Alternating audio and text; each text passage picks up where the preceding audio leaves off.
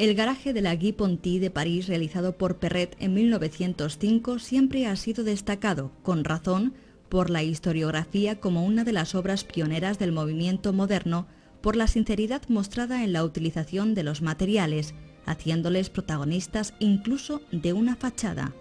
La estructura de hormigón articula la retícula compositiva de la fachada, llenando los huecos con cristal pero sin revestirlos, sin ocultar la estructura. Aunque es cierto que el vidrio de la fachada no aspira a la transparencia, sino que se carga de artisticidad, como ocurre sobre todo en el rosetón central. La tradición Beaux Arts no queda demasiado lejos. La articulación de la fachada y la nave basilical, empleada para alojar los automóviles, especialmente la ventana central, trae a la memoria las construcciones sagradas, unificando modernidad con tradición.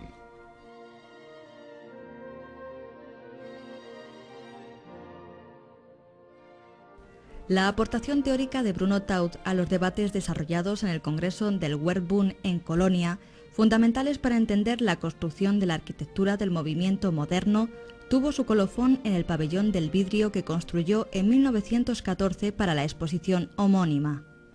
El edificio, de planta circular, estaba coronado por una doble cúpula de cristal apuntada.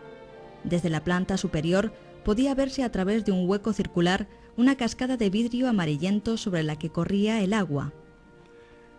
El simbolismo que Bruno Taut pretendía otorgar al vidrio procedía, en parte, de las novelas metafísicas de Paul Scherer, autor en 1914 de un texto fundamental para la poética de la arquitectura expresionista, La arquitectura de cristal. En esta obra, Scherer planteaba problemas que estaban en el centro de las preocupaciones de los arquitectos expresionistas. La superficie de la Tierra cambiaría considerablemente si la arquitectura de ladrillo fuese desplazada de todas partes por la arquitectura de cristal. Sería como si la Tierra se enjollase y vistiese de esmaltes y diamantes. Precisamente, una inscripción de este poeta servía de introducción al edificio.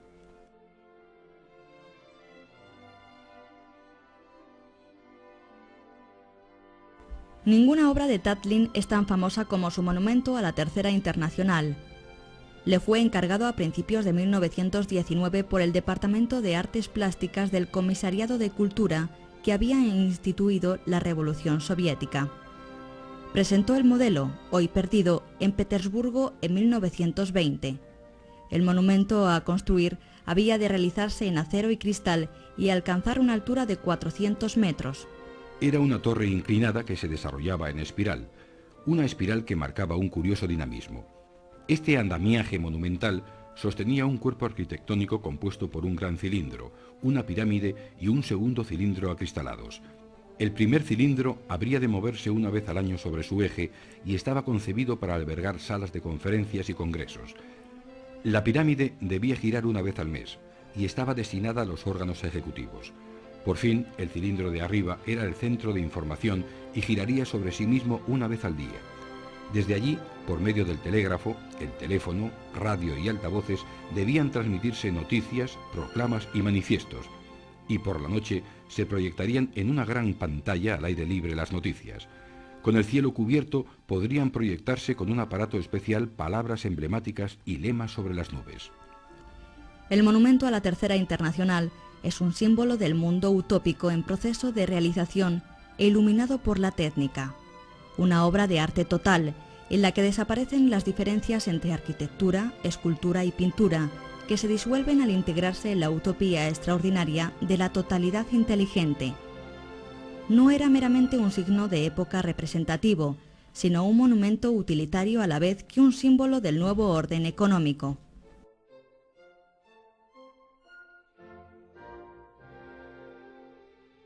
Una de las construcciones más conocidas del neoplasticismo es la Casa Schroeder, levantada en 1924 por Gerrit Rietveld en Utrecht.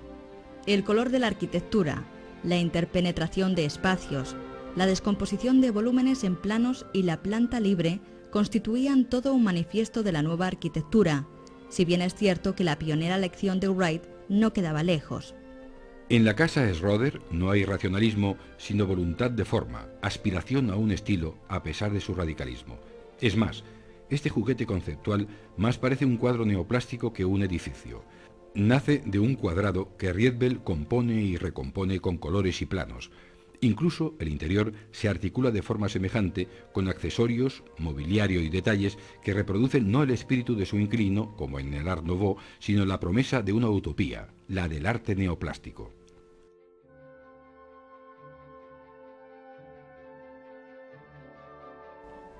Oud, cofundador de The Stig, admirador de Wright por haber destruido la idea de la arquitectura como caja y arquitecto municipal de Róterdam entre 1918 y 1933, es uno de los grandes arquitectos del racionalismo.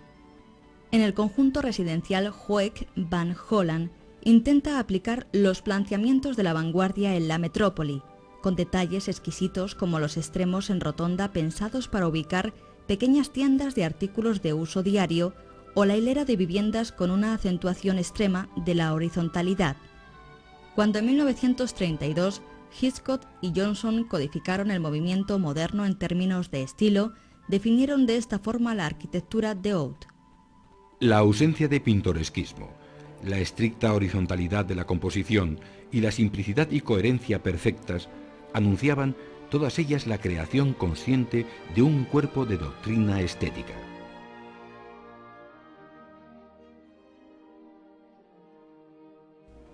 Los edificios de Mies van der Rohe son a veces irritantes monumentos elitistas, perfectos, puros, precisos y distantes. No permiten un acercamiento, solo una ocupación del espacio. Un espacio fundamentalmente vacío que tuvo su formulación definitiva, su definición clásica, en el pabellón de Alemania en la Exposición de Barcelona de 1929, reconstruido entre 1982 y 1986 por Solá Morales, Ramos y Cirici. Con anterioridad, esos problemas habían sido planteados en edificios como la Casa Lange de 1928 y aplicados consecuentemente en una espléndida obra como la Casa Tuguedat en Brno de 1930. Un espacio vacío que también implicaba neutralidad ideológica. La reducción a mínimos elementos de la estructura arquitectónica confirma su poética de lo menos es lo más, que Mies podrá difundir a gran escala en los Estados Unidos después de su salida de la Alemania nazi.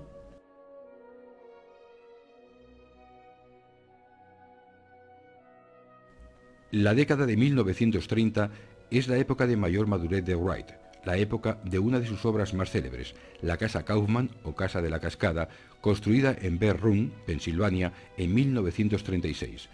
Una casa alejada tanto del racionalismo como de las formulaciones del reciente estilo internacional, símbolo afortunado de su poética de la arquitectura orgánica. Se trata de un edificio con una poderosa imagen expresiva, con volúmenes y planos volados que más que diluirse en la naturaleza parece someterla a la arquitectura.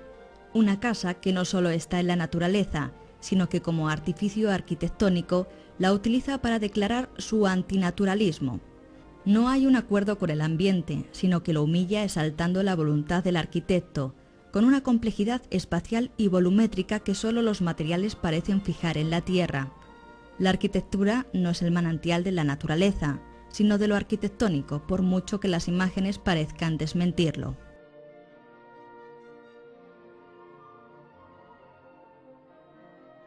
Un momento excepcional en la obra de Le Corbusier lo constituye su capilla de Notre-Dame en Rosam, de 1955. El gesto del proyecto es preciso, como siempre en él. Dos curvas contrapuestas, la del techo y la de la colina, sobre la que se asienta el edificio.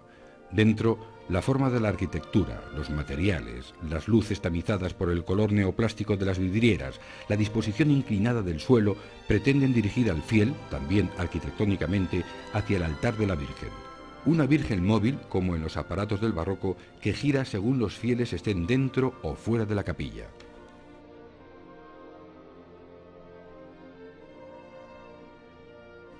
Este edificio, de Robert Venturi, no es de los más comentados de su influyente producción arquitectónica. Realizado entre la celebérrima oficina principal de la Asociación Norpen de Enfermeras a Domicilio en Ambler, Pensilvania, la Casa de la Playa, o la Casa para Banda Venturi, la Guild House, parecía ofrecer demasiados contactos con la tradición del movimiento moderno, con la inquietante y magnífica herencia de su maestro, Kahn.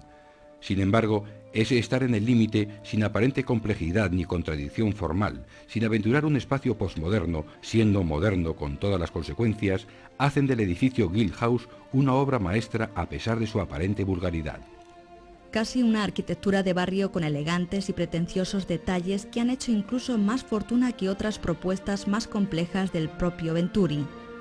Podría decirse, parafraseando al propio arquitecto, que esta obra, más que aprender de Las Vegas, aprende de la monotonía de la arquitectura del movimiento moderno, que aprende de la angustia metropolitana.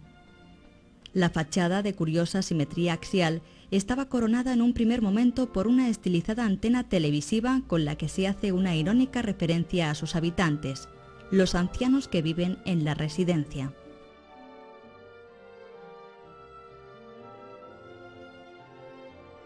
La dirección del Hong Kong and Shanghai Banking Corporation realizó en 1979 un concurso internacional para la construcción del edificio en su sede principal de Victoria, Hong Kong, buscando que resultara el mejor edificio bancario del mundo. Norman Foster fue el elegido para realizar el edificio con un coste de unos $1.000 millones. La mayoría de la estructura fue prefabricada y construida en otra parte antes de ser montada in situ.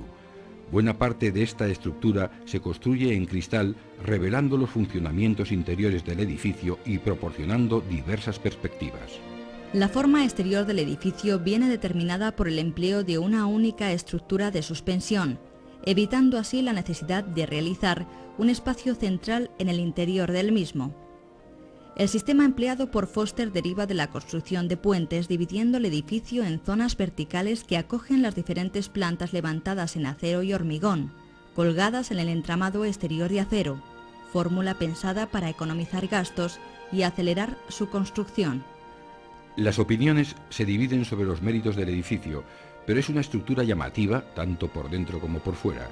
No se permite a los visitantes que suban a los pisos superiores, pero sí pueden montar en las escaleras móviles hasta la primera planta para echar un vistazo que revela el interior de la magnífica estructura.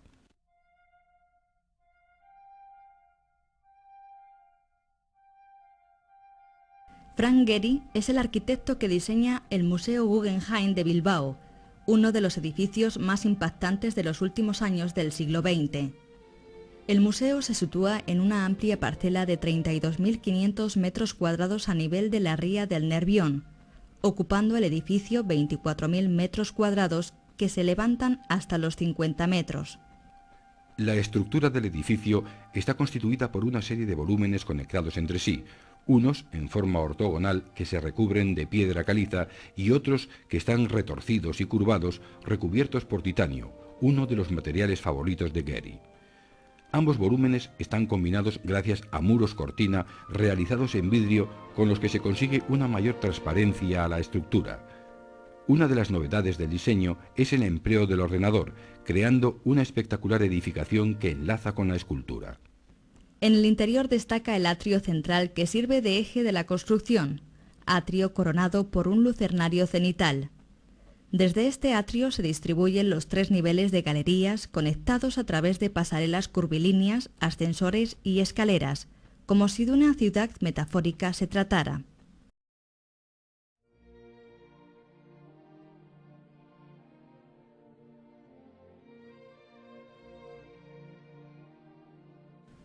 El garaje de la Guy Ponty de París, realizado por Perret en 1905, siempre ha sido destacado, con razón, por la historiografía como una de las obras pioneras del movimiento moderno, por la sinceridad mostrada en la utilización de los materiales, construcción de la arquitectura del movimiento moderno, tuvo su colofón en el pabellón del vidrio que construyó en 1914 para la exposición homónima.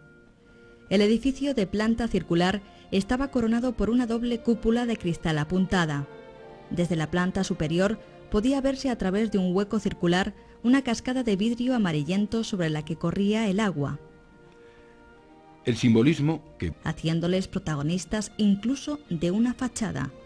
La estructura de hormigón articula la retícula compositiva de la fachada, llenando los huecos con cristal pero sin revestirlos, sin ocultar la estructura. Aunque es cierto que el vidrio de la fachada no aspira a la transparencia, sino que se carga de artisticidad, como ocurre sobre todo en el rosetón central.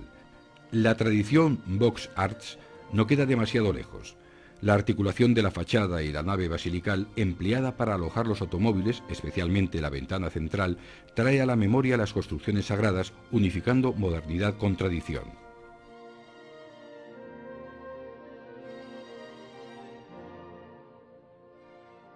La aportación teórica de Bruno Taut a los debates desarrollados en el Congreso del Werkbund en Colonia, fundamentales para entender la... Bruno Taut pretendía otorgar al vidrio procedía, en parte, de las novelas metafísicas de Paul Scherer, autor en 1914 de un texto fundamental para la poética de la arquitectura expresionista, La arquitectura de cristal. En esta obra, Scherer planteaba problemas que estaban en el centro de las preocupaciones de los arquitectos expresionistas. La superficie de la Tierra cambiaría considerablemente si la arquitectura de